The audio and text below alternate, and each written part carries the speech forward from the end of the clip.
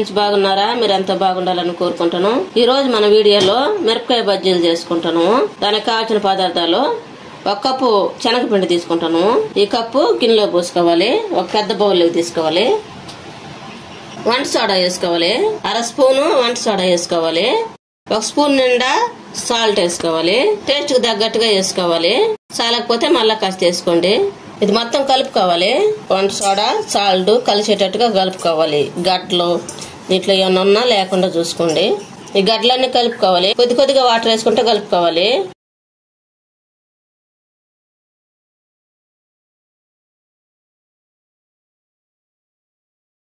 మరి గట్టిగా కాకుండా కొంచెం లూజ్ గా కలుపుకోవాలి. ఈ విధంగా కలుపుకోవాలి. ఈ విధంగా ఉండాలి.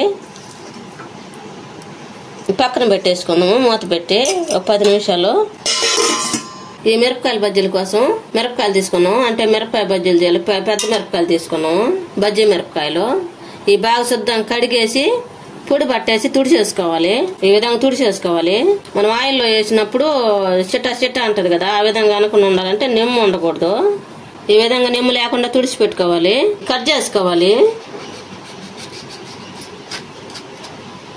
ఈ విధంగా కట్ చేసుకోవాలి. విత్తనాలు ఉంటే తీసేసుకోండి. విత్తనాలు తీసేసుకోవాలి. ఈ విధంగా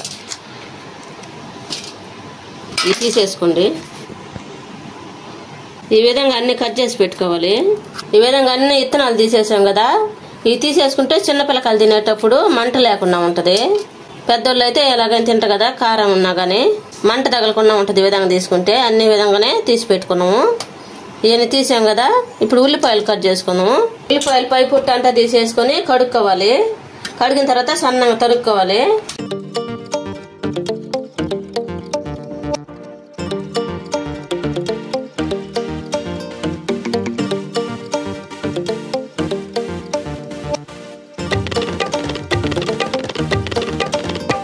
కట్ చేసిన తర్వాత పక్కన పెట్టుకోవాలి.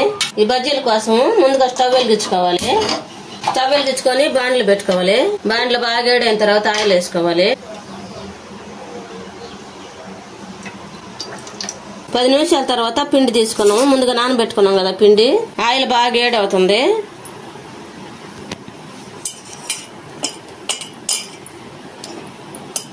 పిండి బాగా మిరపకాయకు మునిగేటట్టుగా ముంచుకోవాలి.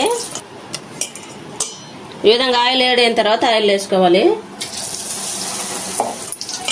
ఈ విధంగా ఇప్పుడు ఆయిల్ బాగా వేడవుతుందిగా ఆయిల్ వేసుకోవాలి. బాగా సిమ్లో పెట్టుకుని ఉడికించుకోవాలి. ఉడికిన తర్వాత తీసేసుకోవాలి ఒక బౌల్లోకి. ఈ విధంగా చేసుకోవాలి. మళ్ళీ ఇంకొక ఆయికి మళ్ళీ మిరపకాయలు పిండిలో ముంచుకోవాలి. ఒకవేళ లూజ్ పిండి అయితే కొంచెం పిండి వేసుకొని కలుపుకోండి.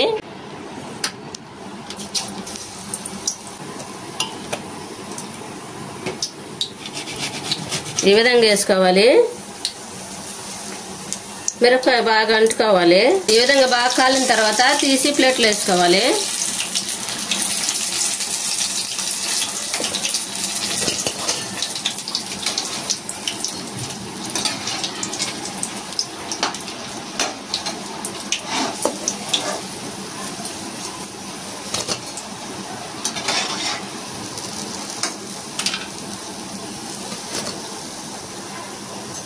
అన్ని తీసుకొని ప్లేట్లో పెట్టుకోవాలి.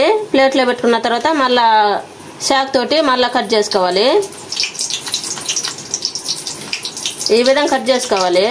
కట్ చేసిన తర్వాత ఉల్లిపాయలు వేసుకోవాలి. అన్నిటిల్లో ఈ విధంగానే కట్ చేసిన ఉల్లిపాయలు వేసుకోవాలి.